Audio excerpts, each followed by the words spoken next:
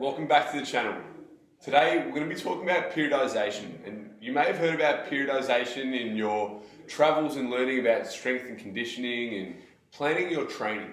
Now, periodization has come under fire in recent times, and I think for good reason, but we usually just hear sound bites, especially in the age of social media, and we find out that traditional means of training planning sucks. And why is that so? Rather than just hearing that it sucks, today I'm going to provide a bit of detail and foundation as to why it's probably not suited to, current training models and how we can improve periodization and make it work with training now. I just want to preface this video with a lot of this information has been put out there already. I've just compiled it in a way that is probably going to be a little bit more accessible and condensed in a way that we can fit it into a shorter YouTube video. A lot of the information that has been put out there in recent times from coaches like Tuchscherer, John Kiely and Mladen Jovanovic, it's a lot more detailed than what I'm going to go into today, and this should be seen as a bit more of an introduction of what we can do to modify classic periodization models, or even just throw them out completely and start to look at how we can develop training cycles over extended periods of time. Before we dive into the criticisms of periodization, we should probably talk about what it is exactly. Periodization is long-term training planning. There's been multiple philosophies written and applied from the 1950s, starting with a lot of the Soviet and Eastern Bloc countries and their Olympic training journeys. Some of the common models of periodization you may have heard of: linear, non-linear, block, or conjugate. And these are some of the popular ones that are applied, and there are many, many more, but we're not going to touch on them just for simplicity's sake. These styles of periodization we can refer to as top-down planning. So we look at a long-term period of training or competition, we pinpoint where that competition is, and we say exactly what phase of training is going to be put in and where and how long that's going to be. The biggest issue with this style of training is that it almost looks as the strength coach is a god in a way, an individual that can predict what training adaptations are going to occur under a specific time frame. And what we'll look at a bit later on in this video is that we see that we can't really predict biology. We can't predict what a training stressor or a stimuli will get out of a specific athlete. It's sort of a very, very easy way to look at it. Everyone's different, everyone responds differently, and we can't really predict what a particular rep range or a particular exercise is going to get out of a specific athlete. Now, before we go even deeper into the criticisms, we've just got to outlay, the units of time involved in periodization models. The way we look at it is, one, we've got the macro cycle, so this would be the long term, usually looked at as a year, 6 months, or even a longer term competition cycle like an Olympic training cycle, so over 4 years. We then have a mesocycle, which is generally looked at as the training block, 4, 6 weeks, 8 weeks, whatever length of time you use to define the overall time course of the training block. And then the microcycle. So this is probably the shorter term period of training. We usually use 7 days. A lot of coaches out there are starting to toy with the idea of some 14-day and 21-day microcycles, but usually for the context of power building or even general population body composition, we don't really see the need for training like this. Alright, so now that we've got the terminology out of the way, we can start to look at some of the characteristics of these traditional periodization philosophies. First one, we look at linear periodization, and this is where we see, an inverse relationship between training volume and intensity.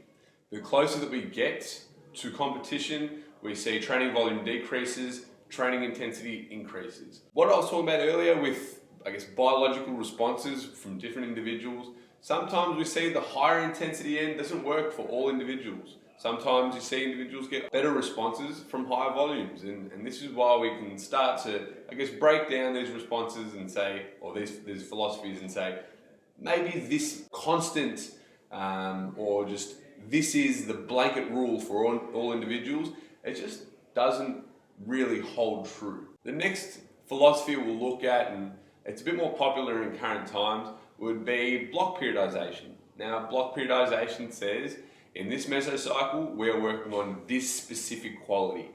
In the next mesocycle, we're working on this specific quality. Now, looking at the principle of phase potentiation, where one training block will set up the success of the next training block, this can sort of hold true, but to think that you're only going to get one specific training adaptation response from one specific rep range or style of exercises, again, doesn't really pay respect to anatomy or physiology or just biology as a whole. Another big issue with block periodization is the idea of residuals. So residuals essentially talk about if you train aerobic capacity for an extended period of time or maximal strength, those characteristics or those qualities, those fitness qualities and fitness adaptations are going to last for X amount of days. It's extremely hard to put a number on how long it's going to take before a fitness quality begins to detrain. Although these are different things, and I guess linear periodization, which I didn't really mention earlier, talks about training concurrent fitness qualities at once, whereas block periodization is more one quality at a time. Either way, both of these periodization models are too concrete for complex biological systems that are human beings. To predict what adaptation will occur from an applied stimuli is just, like I said earlier, it's just like playing God. You're not going to be able to predict something from top-down planning like that. You get an athlete that comes in, and without even looking at how they respond to training, you're going to say, we're doing this now, we're doing this now, we're doing this now, and this is what's going to happen. You don't know what's going to go on with the athlete on a day-to-day basis. You don't know how they respond to training. If you don't take their injury history into account, if you don't take how they've responded to training in the past into account, their stress on a day-to-day basis, you're just not going to see those proposed results that you're looking for from planning on day one. We'll go in further at what the alternative is, but first we need to talk about stress science and what periodization and what classic periodization models were founded on. The classic periodization models were founded on Hans-Selye's general adaptation syndrome. General adaptation syndrome was founded in the early 1900s. You'd hope that since then, stress science has been updated, and you'd probably guess correctly that it definitely has. With this in mind, we need to update the theories that traditional periodization had been founded on. If we have updated science and we're still using theories that have been based on outdated science, are we doing our athletes a disservice? I would say so 100%. We need to update the theories that we've been using for the past 50, 60, 70 years and say, all right, this is the new model based on the new science that is going to improve outcomes for my athletes. Not hang on to old school methodologies that worked in Soviet Russia and Eastern Bloc countries where every single variable was controlled for, and potentially even drugs were part of the picture. So the traditional models of periodization being founded on general adaptation syndrome, they all were assumed on, this is a time course, this is a stimulus, and this is what's going to happen as a result of the applied stimulus. Homeostasis as a whole is looking at how the body responds to a mechanical stimulus. So individual lifts load, gets fatigued, recovers from load, improves. This is a very mechanical way of thinking, and like I said earlier, with the Soviet model or the Eastern Bloc model, where a lot of variables were controlled for, this may have been a little bit more predictable. They may have been able to see that their athletes were given a stimulus, they responded in a certain way because stress was controlled for, they were probably using performance enhancing drugs, and they were just in a position to live and breathe training. Now, this isn't to say that general adaptation syndrome holds true, it's just that it made more sense with this specific context.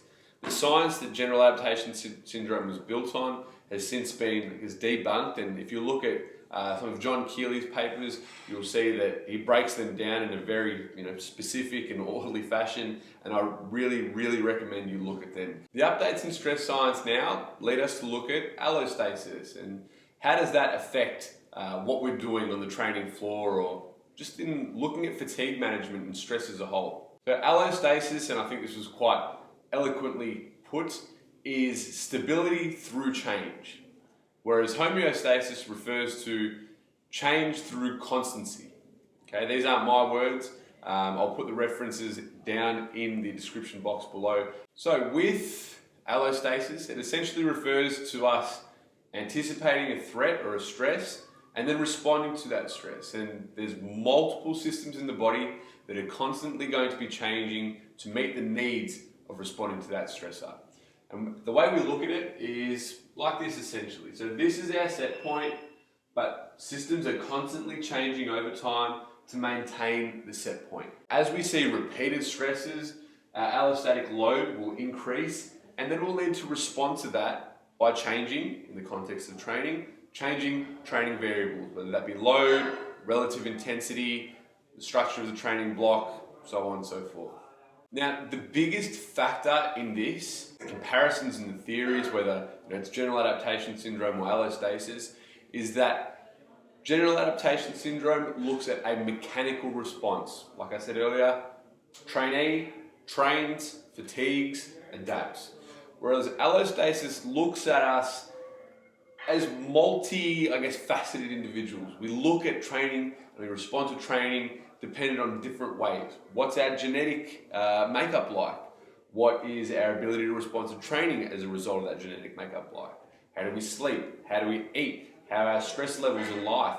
How do we respond to training on the gym floor? Are we the individual that gets super anxious before a lift, or are we calm and collected?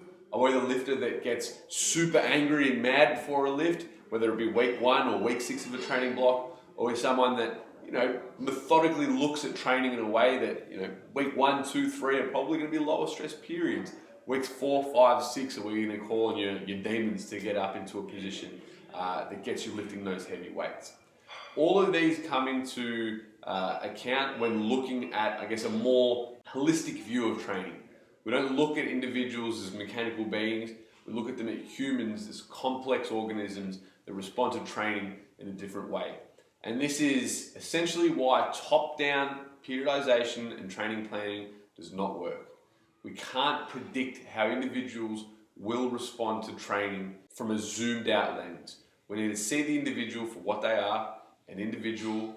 We need to take information from how they respond to training on a week-to-week, a session-to-session basis, and then develop our training cycles, our microcycles and mesocycles from that. Now, does this seem like I'm writing off top-down periodization and planning as a whole? I hope not. These authors, these theorists have paved the way for us as strength and conditioning professionals now. And to criticize them with what science they had available to them at that time would just straight up be arrogant and ignorant. We've had updates to stress science now, and it's on us to revise theories of traditional periodization and see what works. And luckily for us, we have some great minds in strength and conditioning and strength training as a whole. Like I said earlier, Tuchscherer, Mladen Jovanovic, and John Kiely, 3 guys that have really influenced the way that I've thought about this, and a lot of the guys involved in strength culture, and start to put together, models that allow us to get information from our athletes, use that information, and then structure training from that. Mladen Jovanovic talks about this in his book, The Strength Training Manual, the Agile Periodization Approach. He looks at top-down planning and bottom-up planning, which is what we're going to be talking about now, as a complementary approach. We don't just look at the individual from a top-down level, right? We're not just looking at, this is the physical objective to be reached by this point in time. But that is necessary. We do need to plan longer-term training periods. If competition is at play, if the individual or the athlete, the client comes to you with a specific goal, we do need to have a rough plan in place. We want to achieve this by then. With that in mind, that starts to allow us to develop a microcycle, and then from there, we take information from how they respond to that microcycle and then further create and develop the microcycle, and that is bottom-up planning. And that's the complementary approach. Top-down, intertwined with bottom-up. Now, this is essentially emerging strategies. Mike Tuchscherer, if you haven't looked at him, check out Reactive Training Systems and you'll find a wealth of information on bottom-up planning. And this is where we take a lot of our influence from, and it just makes a lot of sense. And not every athlete is going to have a predicted response to a training stimulus. You need to look at how the athlete responds, then take that information and apply that over a longer time period. That is a little soundbite that came from Mike Tuchscherer in one of his podcasts. The long-term strategy emerges from the short-term strategy. The short-term strategy emerges from the long-term strategy. Use both with each other, and that will allow you to create better training plans and improve training outcomes for your clients and your athletes. Now, Donnie is going to chuck in some resources in the description box below. I really encourage you to have a look at those resources. They've helped me develop my understanding of training planning and organisation, and they'll help you to understand, why these criticisms have arisen. Hope this has been a nice little introduction for you. If you have any comments and you like this format of the video, drop them below. If you have any questions, drop them below. And as always, happy lifting.